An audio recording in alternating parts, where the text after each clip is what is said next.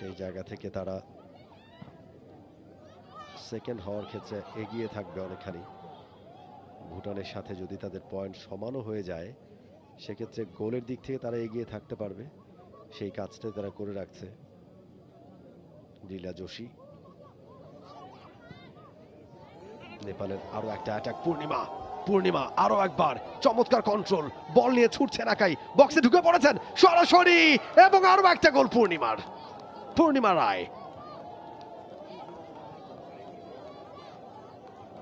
নিজের দ্বিতীয় গোল, দলের পঞ্চম গোল পূর্ণিমা রায়। ব্যাক টু ব্যাক দুটা গোল করলেন পূর্ণিমা, এবং আরো একবার হ্যাটট্রিক চান্স তার সামনে।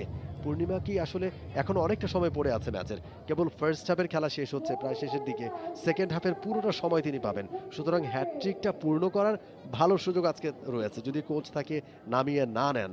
সুতরাং আমরা বলতেই পারি যে পূর্ণিমা যেই ম্যাচে গোল করেন সেই ম্যাচে যেন হ্যাটট্রিকের জন্যই গোল করেন। বাংলাদেশের সঙ্গে কাজটা অবশ্যই কঠিন ছিল, এত বেশি সুযোগও পাননি। তবে নেপালের খেলার ধরনটা একটা প্যাটার্নের মধ্যেই আমরা কিন্তু দেখতে পাই, খুব অল্প পাসের মধ্যেই তারা খুব কুইক ট্রানজিশনে তাদের ফরওয়ার্ডদের কাছে বলটা পাঠানোর চেষ্টা করেন। ভুটানের সঙ্গে